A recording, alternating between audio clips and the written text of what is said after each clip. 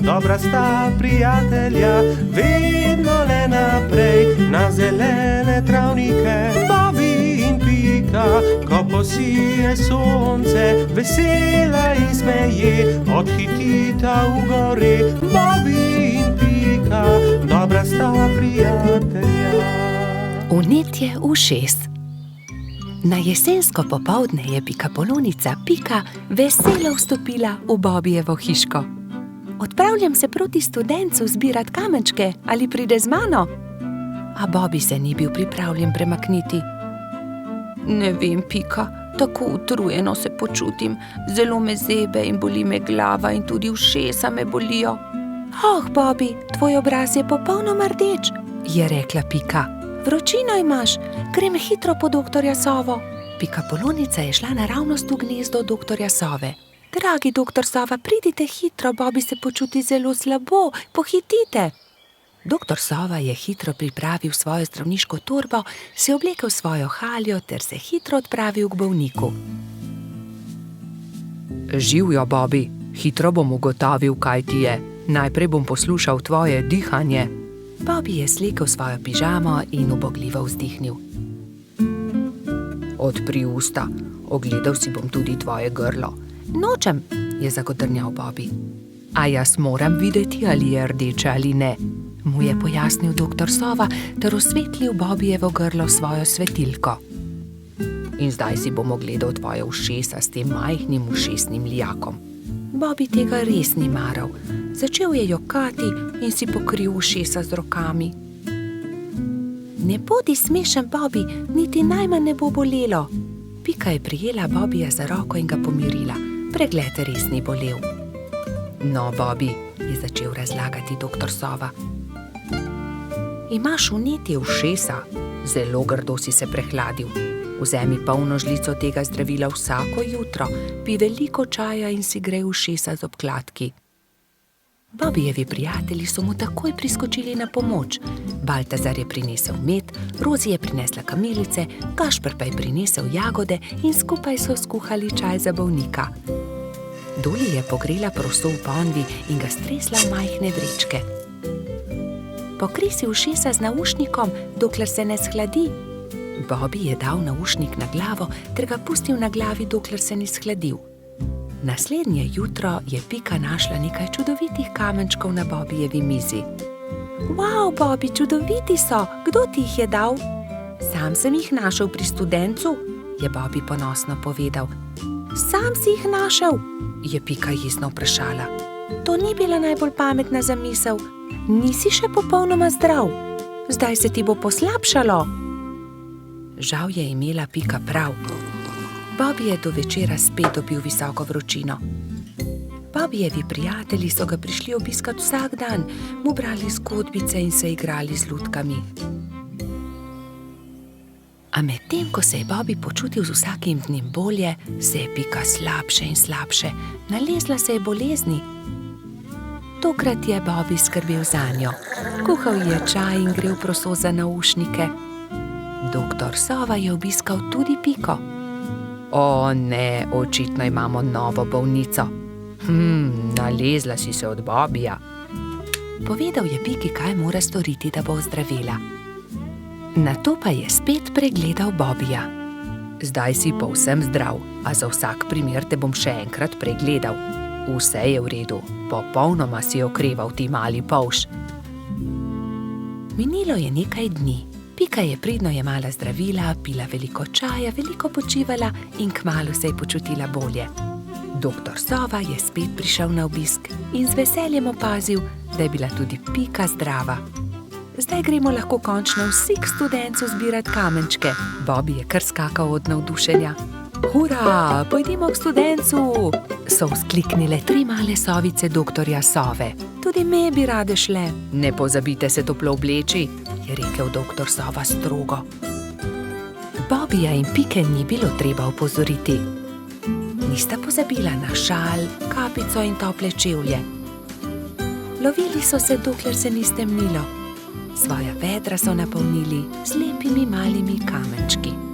Bobby in Pika, dobra sta prijatelja. Nabiranje borovnic. Nekega jesenskega dne sta Bibi in Pika odšla v gozd nabirat borovnice. Z njima sta šla tudi metuljčica Rozi in koloradski hrošč Edi. Jaz bom nabral največ borovnic, je veselo vzkliknil Edi. Poglejte, ta grm je poln borovnic, je rekel polžek. Naberem. Ampak Edi ga je prehitel in hitro skočil v grmovje ter pobral najlepše sadeže. Tudi ta grm se skoraj lomi pod težo borovnic, se je navdušila Pika. Ampak koloradski hrošč je bil spet hitrejši. Preden je prišla Pika, je že nabral najlepše borovnice grmovja. Edi, tako ne velja! Ne moreš pred nami pobirati vseh borovnic, je jezno rekla Pikapolonica. Kmalu je njihovo pot sekal potoček. Zgraditi moramo most, je rekla Rozi. Že vem kako. Pridite, prinesimo to izruto deblo. Vsakdo je prijel za svoje delo, skupaj so vlekli težke kose drevesa. Prijatelji so naredili trden most iz izrutega debla drevesa. Končali smo, je vzdihnila Rozi. Poglejte, tam raste borovničev grm, poln velikih modrih kroglic. Ediju ni bilo treba nič več besed. Jaz bom prišel prvi, borovnice so moje. Vendar, ko je odrinil metuljčico, je Rozi zdrsnila noga in je iz mesta padla naravnost v potok. Na pomoč! Joj, Rozi, drži mojo roko, je rekla prestrašeno Pika. Ampak Rozi je potok nesel vedno naprej in ni več mogla doseči Pikapolončine roke. Bibi je prinesel dolgo palico. Primi za palico, Rozi, je vzkliknil. Vendar je tudi ta načrt spodletel. Metuljčico je vodo prehitro nosila. Edi, pomagaj, moramo rešiti Rozi iz vode, je kričala Pika in z dvema rokama sta izvlekla mokro metuljčico iz vode.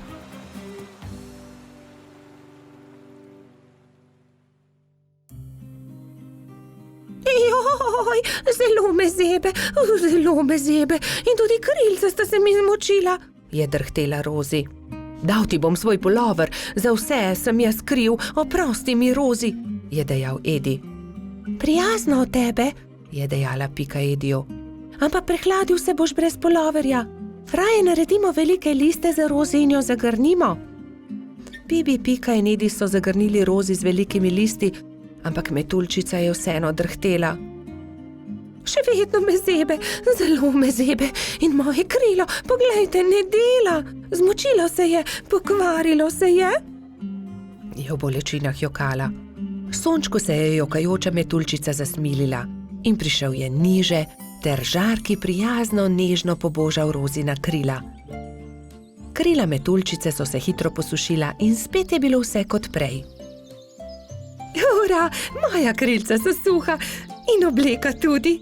Nič več me ne zebe. Hvala lepa, sonček, je srečna rekla Rozi.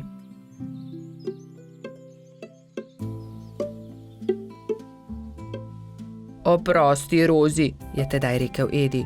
Drugič ne bom nabiral borovnic pred vami. In tudi te, ki sem jih nabral, vam bom dal. Hvala, Edi, ampak borovnice naj bodo kar skupne, se je smejala Rozi. Pohitimo v mojo hiško in specimo pecivo iz njih.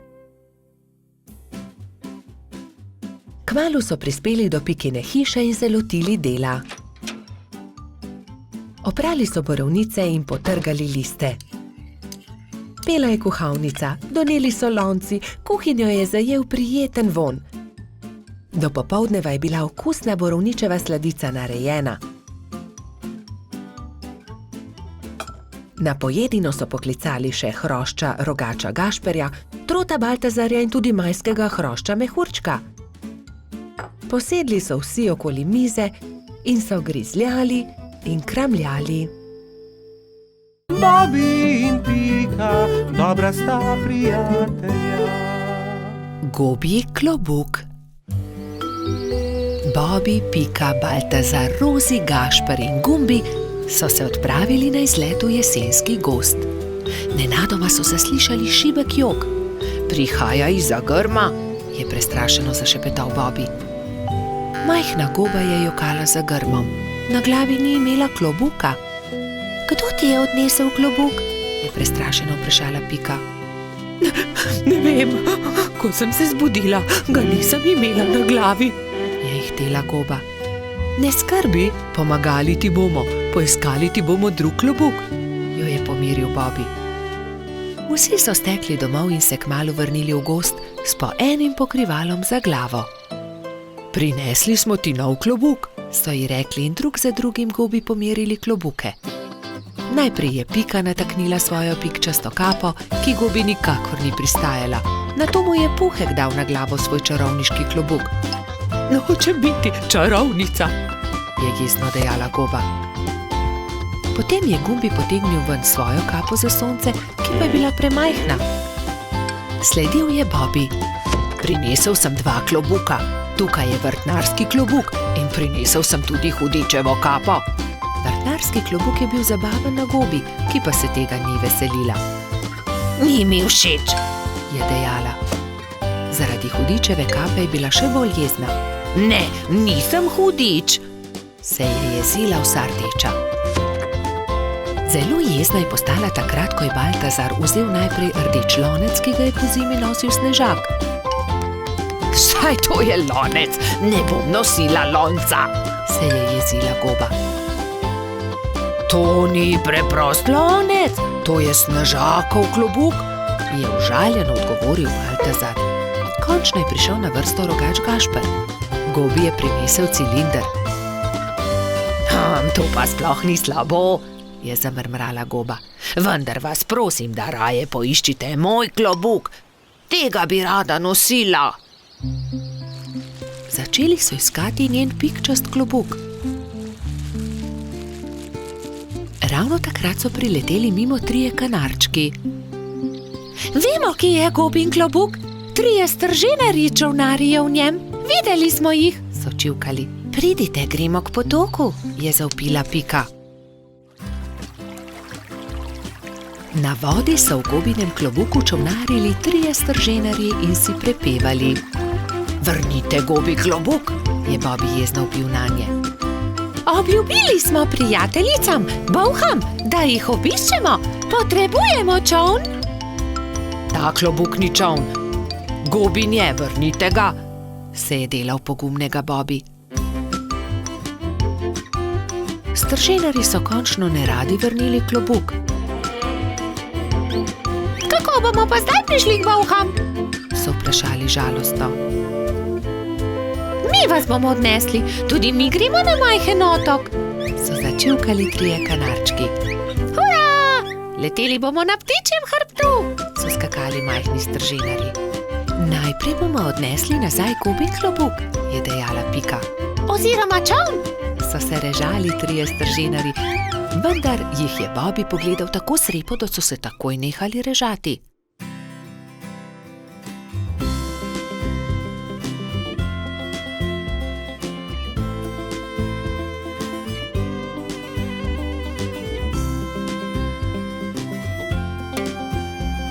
Hvala, je srečno dejala Goba in se zadovoljno smehljala. Pristaja mi kot ulit. Stržinarji so se spravili na hrbet 3 majhnih ptic. Srečno pot, je za njimi zavpila Goba. Srečno pot, so zavpili Bobby, Pika in drugi.